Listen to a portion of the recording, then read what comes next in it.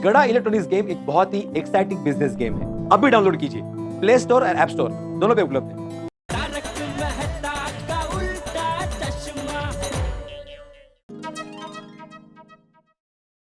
गोकुलधाम सोसायटीचे एकमेव शिक्षक, गोकुलधाम सोसायटीचे एकमेव सेक्रेटरी माधवी भिडे यांचे एकमेव पती श्री आत्माराम तुकाराम भिडे यांचा जय जयकार असो, जय जयकार असो, जय जयकार असो।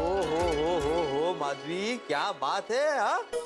इतना शहनशाही स्वागत किस खुशी में हा? अरे म्हणजे काय, आपने डबल कमाल जो किया है। डबल कमाल? डबल कमाल मतलब? पहले तो मस्त आइडिया से गोगी को उसके कमरे से आपने बाहर निकाला, फिर उसे अपनी प्रोत्साहन भरी बातों से समझाकर परीक्षा को जाने के लिए तैयार किया, है कि नहीं? डबल कमाल। थैंक यू माधवी, मंडल आभारी है। लेकिन पता है माधवी, आज एक शिक्षक के तौर पे मुझे बहुत बड़ी बात समझ में आई। कौन सी बात? यही कि गोगी जैसा कॉन्फिडेंट विद्यार्थी परीक्षा से डर जाता है, अपने आप को कमरे में बंद कर लेता है, तो सोचो उसके दिमाग में कितना टेंशन होगा। खरं हो माधवी, आज का पूरा समाज स्पर्धात्मक हो गया है और परीक्षा एक रेस हो गई है, रेस। ऐसे में एक बच्चे के दिमाग में कितना कुछ चल रहा होगा। पढ़ाई करनी है, अच्छे मार्क्स लाने हैं, दूसरे बच्चों से आगे निकलना है, अच्छे कॉलेज में एडमिशन लेना है, माँ बाप की अपेक्षाओं पर खरा उतरना है। बच्चों के दिमाग में तो घमासान युद्ध चल रहा होगा, नहीं? और माधवी, बच्चों के मन तो फूल जैसे होते हैं, ज्यादा उम्मीदों की आंच में कोई कोई फूल मुरझा भी सकते हैं। हाँ, और अभी तो कंपटीशन का युग है, तो टेंशन तो होगा ही। खरे अरे हमारे जमाने में कोई टेंशन नहीं हुआ करता था। हम लोग इत्मीनान से पढ़ाई करते थे, इत्मीनान से परीक्षा देते थे। काश ये जमाना भी आपके जमाने जैसा होता, लेकिन क्या करे, जो है यही है।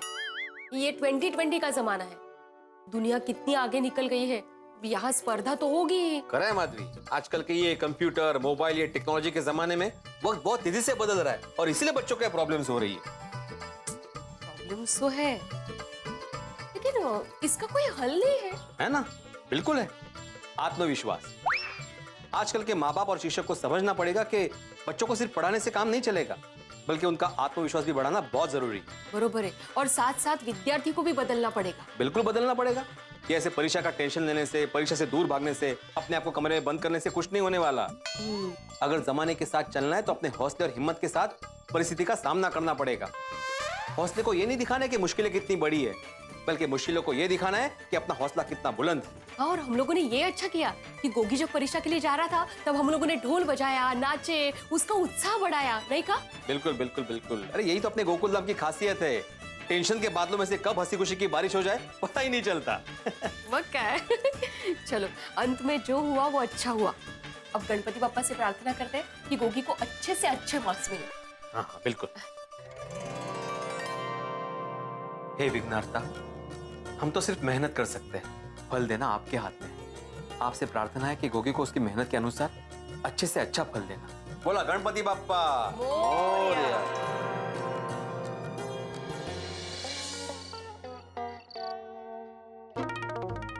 तारक, एटीएम क्या सोच रहे हैं? कहाँ खोए हैं? कुछ नहीं अंजलि, बस गोगी के बारे में ही सोच रहा था। ये दिन भर हुआ है, कमाल है ना जिंदगी के रंग भी। और सबसे बड़ी चीज, ये आत्मविश्वास जिंदगी में कितना बड़ा परिवर्तन है। सुबह देखा नहीं, गोगी ने अपने आप को भीगी बिल्ली की तरह डर के मारे कमरे में बंद कर दिया, और जैसे ही आत्मविश्वास लौटा, शेर की तरह गया पेपर देने के लिए और शेर की तरह एग्जाम दे के आया। ये बात तो है। हाँ, और तारक, गोगी के इस आत्मविश्वास का पूरा श्रेय जाता है भिड़े भाई के दिए हुए प्रोत्साहन को। वैसे एक बात तो, कई बार मुझे लगता है भिड़े की जितनी तारीफ की जाए कम। देखो ना, सेक्रेटरी बनके पूरी सोसाइटी का बोझ उठाता है और टीचर होके अपने बच्चों की सारी जिम्मेदारी लेता है। आज के जमाने में इतने जिम्मेदार और इतने परिपक्व लोग मिलते कहाँ हैं? ये बात तो बिल्कुल सही कही तारक आपने। विद्यार्थियों के लिए भिड़े भाई खुद एक प्रेरणा है। वैसे प्रेरणा से मुझे ध्यान आया, तो मैं भी तुम्हारे आने के पहले, मतलब ये जो सोच रहा था उसके पहले कुछ तुकबंदी कर रहा था, कुछ ऐसी लाइनें लिख रहा था जिसे पढ़ के विद्यार्थियों को प्रेरणा मिले। अरे तो सुनाइए ना, अच्छे काम में देर किस बात की, सुनाइए। अरे क्यों नहीं, आप कहे और मैंने सुनाओ, ऐसा हो सकता है? सुनिए, उन तमाम विद्यार्थियों के लिए जो जिंदगी के अंदर निराश भी हो जाते हैं और थोड़ा बहुत डर भी लगता है, उनके लिए ये कह सकते हैं हम लोग कि तुम्हें जीत कर दिखाना है, तुम्हें जीत कर दिखाना है। और उम्मीदों के हर सुर को तुम्हें जीत कर दिखाना है। उम्मीदों के हर सुर को तुम्हें जीत कर दिखाना है, तुम्हें जीत कर दिखाना है। तुम दीपक हो समाज के, तुम अभिमन्यु हो आज के। 7 चक्रव्यूह तुम्हें करने हैं पार, तुमसे अपेक्षाएं हैं 1000 और अपेक्षाओं से दबने की गलती तुम कर नहीं सकते, डर नहीं सकते, तुम डर नहीं सकते। और जीतने का हर हुनर तुम्हें सीख कर दिखाना है, तुम्हें जीत कर दिखाना है, तुम्हें जीत कर दिखाना है। क्या बात है तारक, क्या लिखा है आपने। सच बताऊं तारक, इस कविता को पढ़ के सारे विद्यार्थियों को बहुत प्रेरणा मिलेगी। वैसे आपको इतना अच्छा लिखने की प्रेरणा कहाँ से मिलती है, बताइए बताइए। आपसे और आपके डाइट फूड से। जिसके सामने डाइट फूड रोज संघर्षों की तरह आता हो, उसे प्रेरणा है तो कहीं और जाने की आवश्यकता क्या है। मतलब अगर अच्छा खाते हैं तो अच्छा लिखने की और अच्छा सोचने की प्रेरणा मिलती है। I was saying that.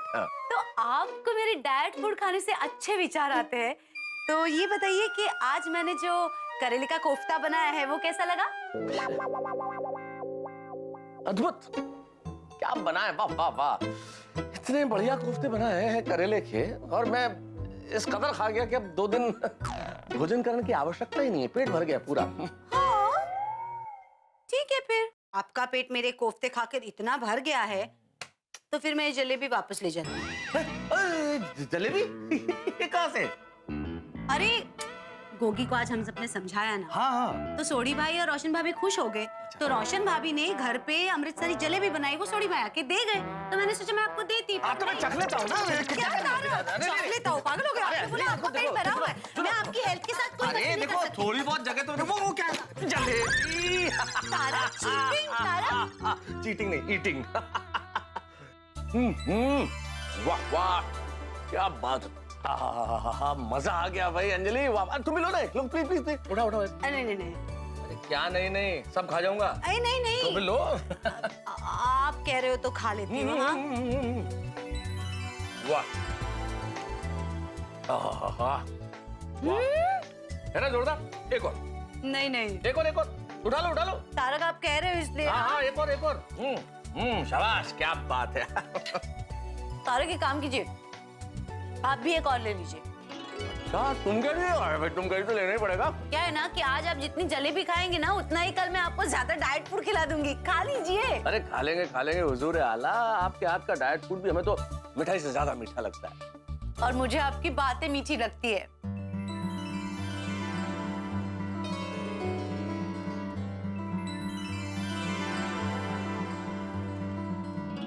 इतनी प्यार भरी बातों में समय बीत जाएगा। मैं चलता हूँ सोडा शॉप पे, मेरे दोस्त मेरा इंतजार कर रहे होंगे। अच्छा जी, आप सोडा शॉप पे जाएंगे तब आपकी बीवी आपका घर पे इंतजार कर रही होगी, उसका क्या? अरे भाई, तुमसे तो जन्म जन्म का साथ है। हम और तुम तो कई जन्मों तक साथ रहने वाले। दोस्त तो थोड़ी देर के लिए है वहां, अभी जाके यूं आया, बस यूं आया। भी और ले जाता हूँ। तुम भी एक और ले, बस यूं आया। वाह वाह वाह, मजा आ गया अब्दुल। एक सोडा और बना दो। जबरदस्त स्पीड है भाई। वाह वाह। ओहो, फोन भी नहीं लग रहा है। कितना टेंशन हो गया मेरे को। यार कुछ कर, कुछ रास्ता निकाल। तेरे पास सिर्फ अब एक नाइट का ही टाइम बाकी है। ओह, क्या होगा?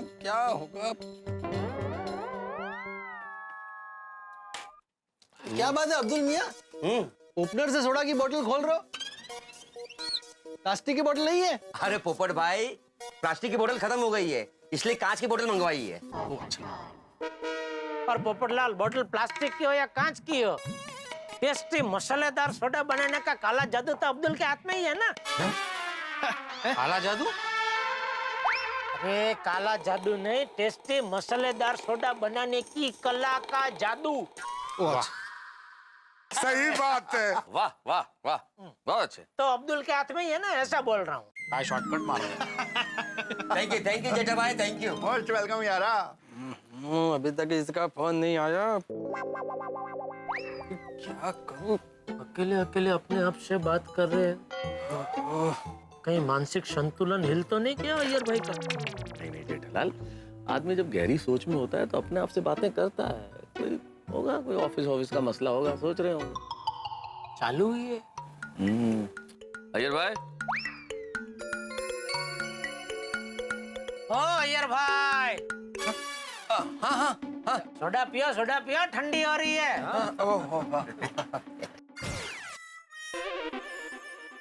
जेठालाल, थोड़ा कोई चाय थोड़ी है जो गर्म है तो ठंडा हो जाएगा। अरे सोडा हमेशा ठंडा ही रहता है। जो भी है पियो भाई। ओ पप्पू, हाँ ओ मैंने एक गाल दास बोल बोल। तू मरदा क्या ये क्या बोल रहा है सोडे? बिना सोचे समझे कुछ भी बोल रहा है। मर्द है का क्या मतलब है? अभी क्या, अभी अपना सवाल कैंसिल कर। ओ पप्पू, ओ मेरा कहने का मतलब है तुम मर्द हो यानी ताकतवर हो, तो ये सोडे की बोतल का ढक्कन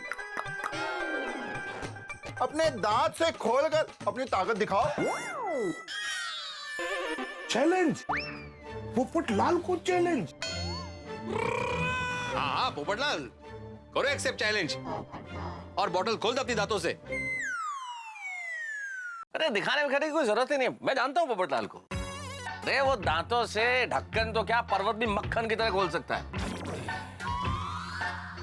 नहीं, मुझे नहीं लगता पोपटलाल वो दांतों से ढक्कन खोल पाएगा। अरे देखो अभी खोल के दिखाएगा। जेठालाल, ऐसी बात नहीं है, मैं बोतल खोल सकता हूँ। दांतों से? हाँ दांतों से। अपने दांतों से? अरे अपने अपने, तुम्हारे मुंह में बोतल डाल के तुम्हारे दांतों से थोड़ी खोलूंगा, अपने दांतों से। लेकिन मैं क्यों खोलूं बोतल? अपने दांतों से बोतल का ढक्कन खोल के थोड़ी को अपनी ताकत क्यों दिखाऊं? है कोई लड़की तेरे ध्यान में? शादी करवाएगा मेरी? तो अभी दिखाता हूं ताकत। नहीं पोपटलाल, मुझे लगता है दांतों से बोतल का ढक्कन खोलने का रिस्क तुम्हें नहीं लेना चाहिए। क्यों? अरे वो ढक्कन खोलने में कहीं आगे के 2 दांत टूट गए तो फिर शादी।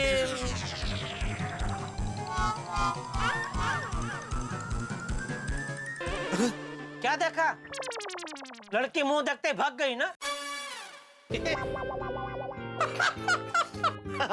बेदांत को देख के बेवफा हो गई। बस बहुत हो गया मेरा मजाक, मुझे सोडा पीनी ही नहीं है। मैं जा रहा हूँ। तू तो सीरियस हो गया मेरा दोस्त, तो सीरियस होने की जरूरत नहीं है। छोड़ दे मुझे। अरे बैठ। नहीं मुझे सोडा नहीं पीने। यार मेरी बात सुन। नहीं, मुझे सोडा पीना है, मुझे जाने दे। सॉरी यार, तू भी कमाल कर रहा है। और दोस्तों से मजाक नहीं करेंगे तो बार वालों से मजाक करेंगे क्या? नहीं देखे। सही बात। क्या सही बात है? और आप लोग मेरी शादी को लेकर मुझसे मजाक करते हैं, ये मुझे बिल्कुल पसंद नहीं है। पर मैंने तो तेरी शादी को कोई मजाक ही नहीं किया, और मैं तो सीरियसली पूछ रहा था कि तू अपने दांतों से ढक्कन खोल सकता है कि नहीं। तो फिर मेरी शादी को लेकर मुझसे मजाक किसने किया? ओ किसी ने भी किया हो, तू छड़ना यार। तू फर्स्ट क्लास सोडा पी। ओ पिरो आधा सोडा फड़ा। ला भाई सोडा पी, कलेजे ठंड रख और मौजा कर। अब्दुल सोडा फड़ा यार। कुछ खिचड़ी तो पक रही है। अरे भाई, अरे कुछ गड़बड़ी है, कोई परेशानी है, कोई प्रॉब्लम है? नहीं कोई परेशानी नहीं है। प्रॉब्लम है तो पार्टी शादी करते हैं, और पार्टी शादी करते ही यूं टेंशन दूर हो जाती है। नहीं कोई टेंशन नहीं है, थोड़ा आबिद का काम है। पक्का? हाँ पक्का। नहीं देखिए, का मैटर है, अगर आप नहीं बताना चाहे तो नहीं बताएं, लेकिन अगर कोई परेशानी हो तो बता देंगे तो ठीक रहेगा। है हाँ नहीं बताएंगे ना। हाँ बताओ क्या टेंशन क्या है यार भाई? पक्का बता दूंगा, लेकिन कोई प्रॉब्लम नहीं है। Excuse me। अरे मैं कब से आपको फोन लगा रहा हूँ, आप किधर है? मेरा फोन क्यों नहीं उठा रहे आप? बोले बोल रहे हैं कोई बात नहीं है, लेकिन जरूर कुछ तो बात है। जेठालाल छोड़ो ना भाई, अभी अय्यर को नहीं बताना तो उसकी मर्जी। तुम क्यों बार बार पंचायत कर रहे हो? अरे पंचायत नहीं कर रहा हूँ भाई, गोकुल धाम सोसाइटी में हम सब एक परिवार की तरह रहते हैं ना। तो हम में से अगर किसी को कोई टेंशन होता है तो हम उसकी मदद करने के लिए तत्पर रहते हैं ना। सही बात है। अबे थोड़े दिन पहले तेरा वो 5 किलो सोने का लफड़ा हुआ था, तो तूने हम सबको पेट छोटी बात की तो हम सब आ गए ना तेरी मदद करने के लिए। बिल्कुल आए थे, है कि नहीं? उसी तरह अगर अय्यर भाई को कोई टेंशन है वो हमको बताएंगे तो ही हम उनकी मदद कर पाएंगे ना। ऐसे अकेले अकेले वो मन ही मन में ऐसे कोचवाते रहेंगे तो उनको भी टेंशन, बबीता जी को भी टेंशन। इसलिए पूछ रहा हूँ भाई, बाकी मुझे क्या पड़ी है पंचायत करने की? बड़े मास्टर, जेठा भाई की बात सही है। तो आतिफ भाई, लेकिन जेठालाल ने 2 बार पूछा, मेहता साहब ने 2 बार पूछा, लेकिन अय्यर ने नहीं बताया, तो समझ जाना चाहिए ना कि उसको नहीं बतानी है बात।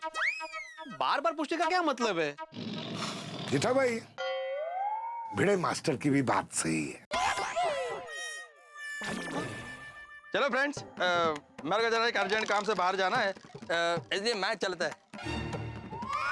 हाँ बबीता, देखो बबीता, मेरे को है ना एक अर्जेंट काम आ गया है, तो मैं जरा बाहर जा रहा हूँ, रात को लेट आऊंगा, ठीक है?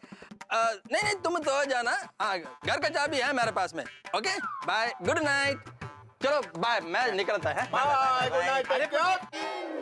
देखा, बबीता जी को भी नहीं बताया, गोल गोल बात की है, मुझे अर्जेंट काम है, मैं जा रहा हूँ, लेट आऊंगा। अरे रात को काय का अर्जेंट काम? माना हमको नहीं बता सकता, बबीता जी को तो बता ही सकता ना, लेकिन उनको भी नहीं बता। जरूर जरूर कोई टेंशन है, कुछ न कुछ लफड़ा है। अरे Jethalal, you are going to far यार, कोई टेंशन नहीं है। तुमने जाते हुए देखा नहीं उसको? अच्छे मूड में गया, मुस्कुराते हुए गया है वो। नहीं नहीं, कहाँ मुस्कुराते हो? होता वो बोलते हैं तो अपने को उनके दांत दिखते हैं ना, तो ऐसा लगता है कि वो मुस्कुरा रहे हैं, बाकी वो बोल रहे थे। जेठालाल, दांत दिखने में और मुस्कुराने में फर्क होता है। ये वो स्माइलिंग, मुस्कुराते हुए निकला है, कोई टेंशन नहीं है। ओए, हम भी मुस्कुराते हुए अभी घर को चलते हैं, क्या पप्पू? हाँ, मुस्कुरा दे यार। चलो चलो चलो भाई, चलो भाई, चलो चलो चलो। मेहता साहब, माना कि अय्यर भाई मुस्कुराते हुए गए, लेकिन आप ही कहते हैं ना कि मुसीबत पहले हंसी देती है, फिर फंसी देती है। मतलब फंसाती है। आप मानो या ना मानो, लेकिन जरूर कुछ टेंशन है। जेठालाल, इस लॉजिक से तो हो भी सकता है। हाँ, वही क्या हो सकता है? ये तो हमें कैसे पता जेठालाल, अय्यर ने हमें बताया नहीं है। एक काम करे, बबीता जी को पूछे, उनको पता होगा तो सच बात पता चल जाएगी। और उन्हें नहीं पता होगा तो तुम जाके कहोगे कि भाई अय्यर को कोई टेंशन है, तो उन्हें भी टेंशन हो जाएगा। अरे तुम टेंशन घटाना चाहते हो या बढ़ाना चाहते हो जेठालाल? यार मेहता साहब, आप मेरी बात को समझ ही नहीं रहे।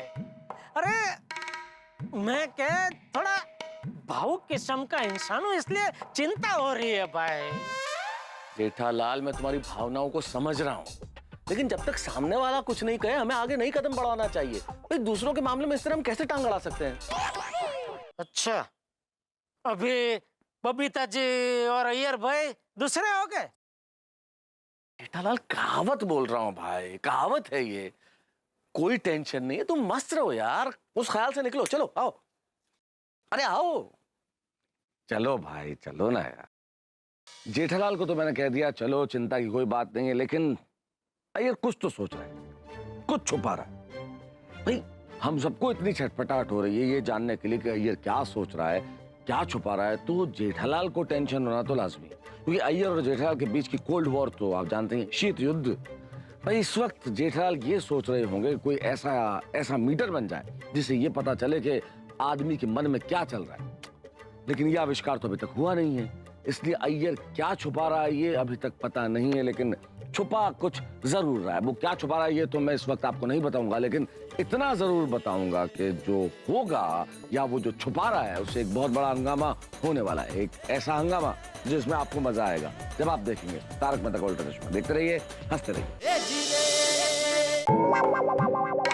ये अय्यर भाई नक्की कुछ बड़े चक्कर में है।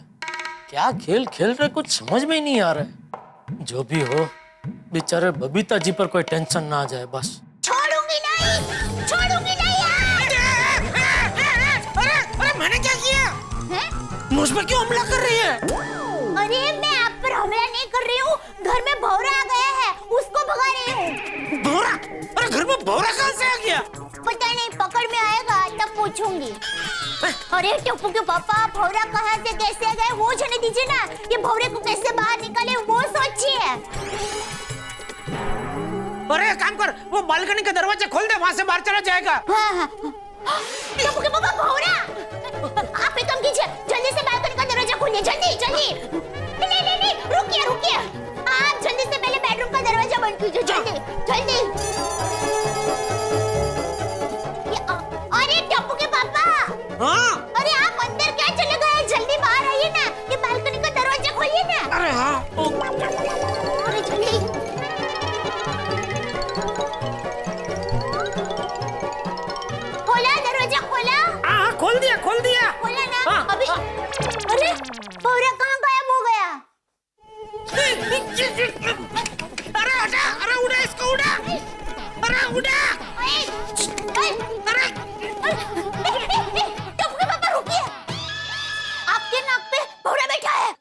पता है दया देख उसको मारना नहीं दया, वरना मेरी नाक कट जाएगी। नहीं, अरे आपको तो पता है मैं किसी को भी नहीं मारती। अहिंसा परमो धर्म, हर जीव को जीने का अधिकार है। अरे ओ जीव दया, अभी कहाँ तू ये प्रवचन देने बैठ गई? को उड़ा जल्दी। सुड़ा कहाँ गया? कहाँ गया? ये भौरा कहाँ गया? दे हिलना नहीं दे, तेरे कंधे पे भौरा कंधे पे बैठा है। एक मिनट हिलना नहीं दे, हिलना नहीं दया, दया हिलना नहीं।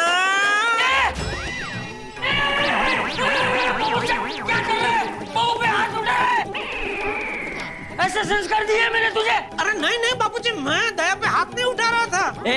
पकड़ा गया तो झूठ मत बोल। अरे बापूजी मेरी बात सुनिए, देखिए दया के कंधे पे वो भौरा बैठा था, उसको उड़ाने की कोशिश कर रहा था। भौरा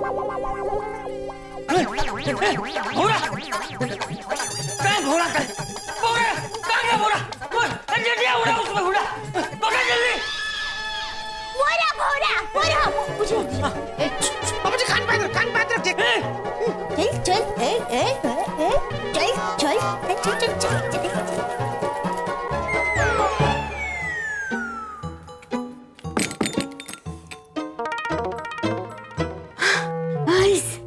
गया भौरा। हाँ देखा बापूजी, रिलैक्स, अभी डरने की कोई जरूरत नहीं है। ये डरने वाली, मैं भौरे से डर नहीं रहा था, मैं तो भौरे से बच रहा था। डर तो तू रहा था। बापूजी, अभी टप्पू के पापा की नाक पर भौरा बैठा था ना, तब ये इतने डर गए थे ना, इनका चेहरा देखने जैसा हो गया था।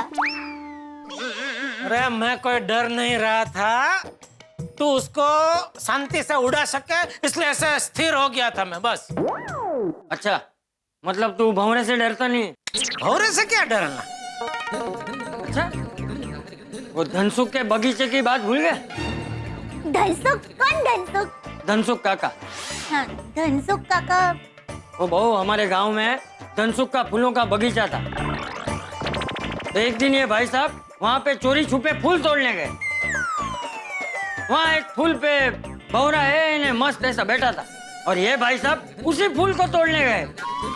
फिर उस भौरे ने इसके नाक पे जो काटा है, इसका नाक सूज के मुंह जितना हो गया था। फिर तो इतना रोया था और डर के मारे 4 दिन तो घर के बाहर भी नहीं निकला। और बोलता है भौरे से क्या डरना? इतना कुछ हो गया तो डरना वाजिबी है। वो क्या है, सूजन का दर्द तो सहन हो जाता है, लेकिन भौरे के डंक की जलन होती है ना, वो सहन नहीं होती। वो क्या है, जब मैं छोटी थी ना, तब मुझे भी भौरे ने काटा था यहाँ गाल पर, तो मेरा गाल इतना सूज गया था। और सब लोग मुझे कह रहे थे, दया मुंह में नींबू रख कर क्यों घूम रही है?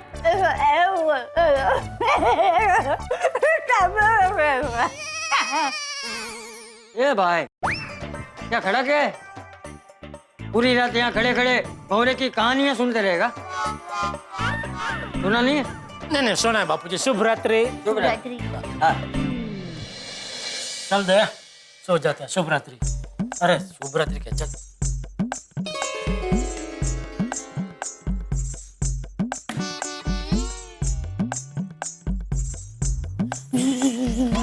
और फिर से भौरा आ गया।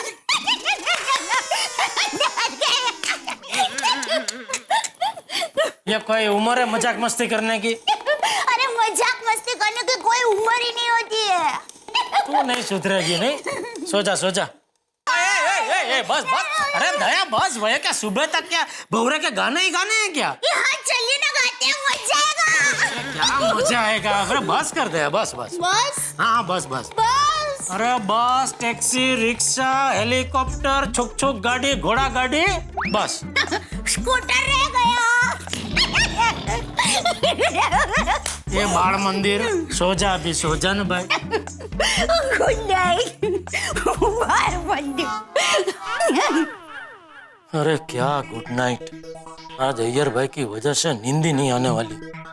पता नहीं क्या प्लानिंग कर रहे हैं, समझ में नहीं आ रहा है। जाने दो, मुझे क्या। अय्यर भाई की वजह से मैं क्यों अपने दिमाग को तकलीफ दे रहा हूँ। यहाँ मैं टेंशन ले रहा हूँ और अय्यर भाई नमस्ते में घूम रहे होंगे।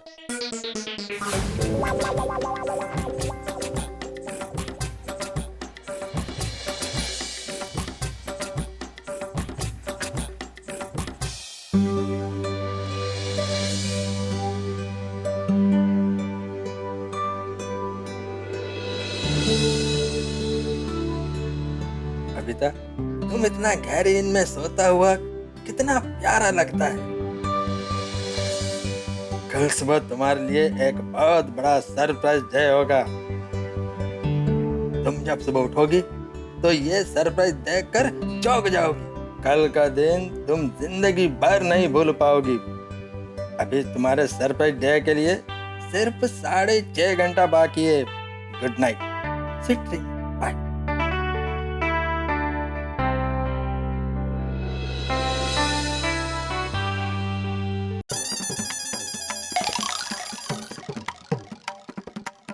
बबीता, माय ड्रीम गर्ल, तुम्हारा ड्रीम डे स्टार्ट होता है।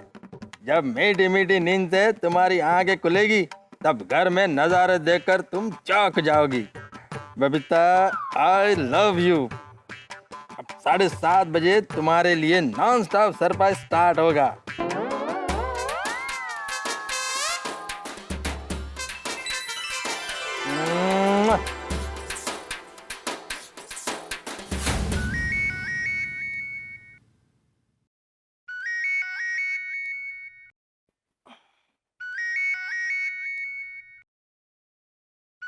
Good morning Babita darling. Hi, good morning Iyer. कहाँ पे हो तुम? तुम्हारे दिल में। वो तो ठीक है, पर तुम इस वक्त कहाँ पे हो? और तुम्हारे पीछे ये सब क्या है? फूल लगे हुए, और ये हमारे बेडरूम में ये सब क्या है? Cool Babita, cool. थोड़ी देर में तुमको सब पता चल जाएगा। और हाँ, तुम बेड पर ही रहना, बेड से नीचे नहीं उतरना। हाँ, ओके अय्यर, पर can you please tell me what's going on? बताता हूँ बबीता, बताता हूँ। सबसे पहले तुम्हारे पिलो के नीचे एक चीज रखा है। इसको बाहर निकालो और दोनों हाथों से खींचो। कमान कमान, डू इट नाउ। अरे बबीता, तुम बेड पर ही बैठे रहना, बेड से नीचे नहीं उतरना। और कैमरा हमेशा तुम्हारे फेस पर रखना, क्योंकि मैं तुम्हारा कोई भी एक्सप्रेशन मिस करना नहीं चाहता। ओके, पर खींचने के लिए तो मुझे फोन नीचे रखना ही पड़ेगा ना, फिर मैं फोन उठा लूंगी। ओके, अभी तुम वो रस्सी को खींचो। Okay, just a moment. 1 2 3।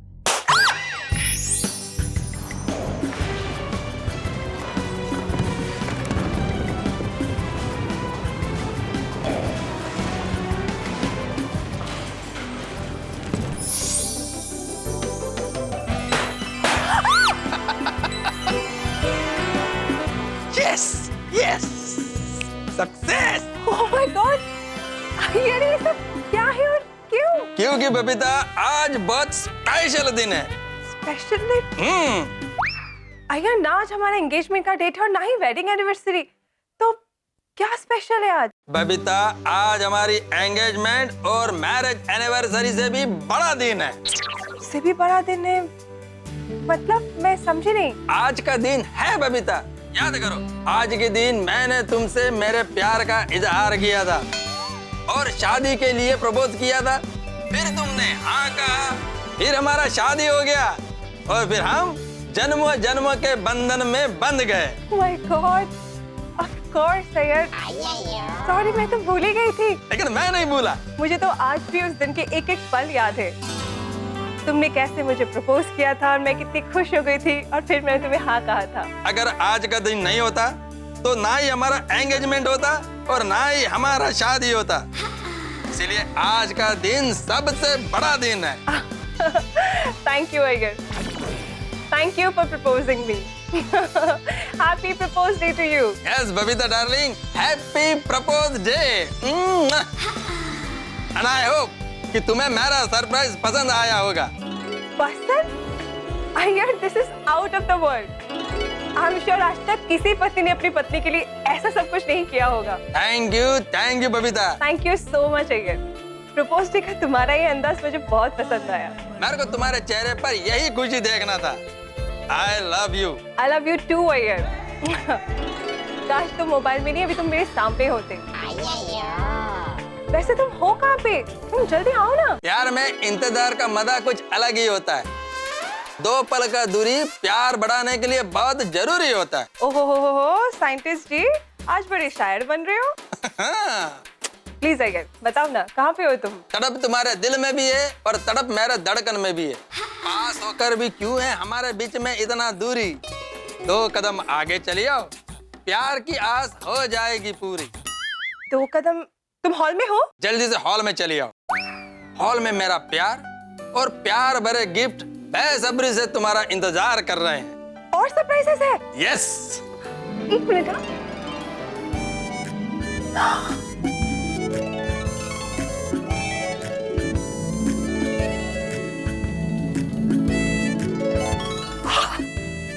Oh my God, Iyer.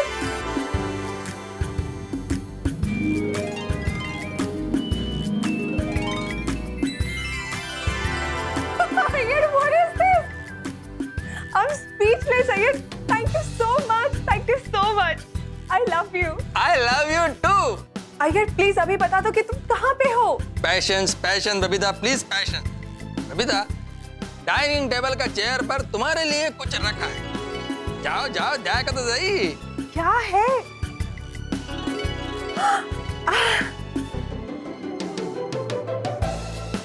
Let's see.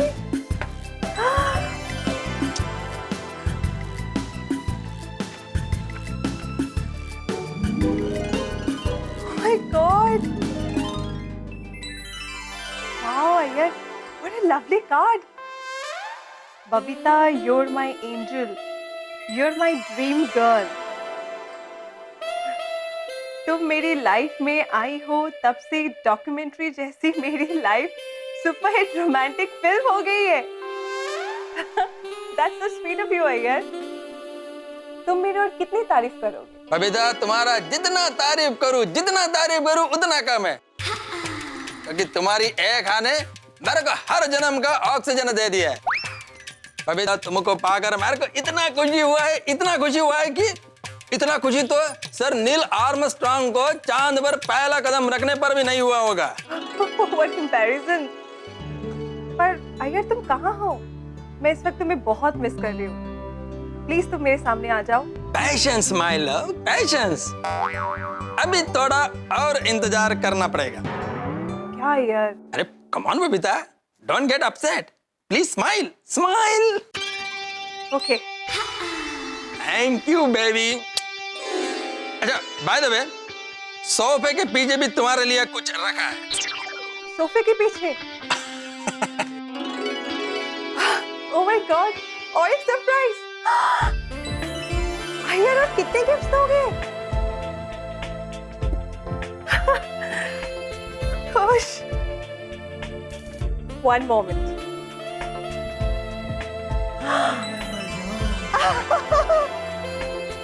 Wow!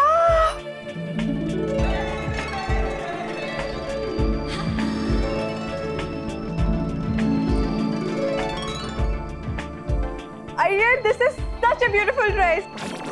I love it.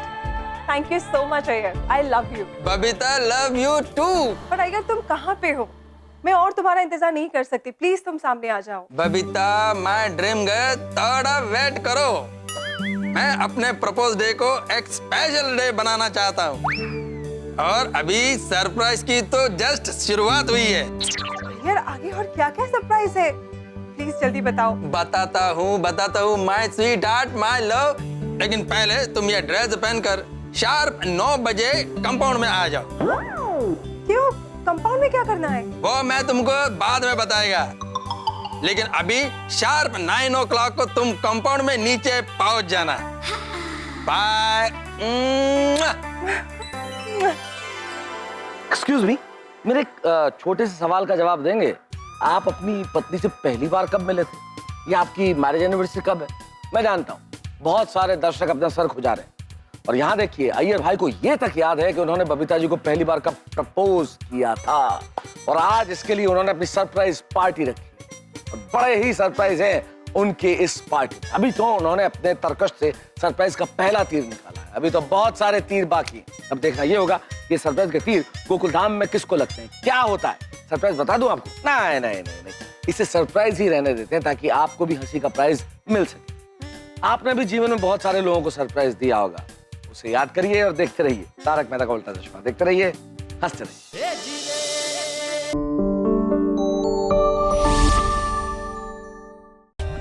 For more updates, subscribe to our channel, click the show links and enjoy watching the videos.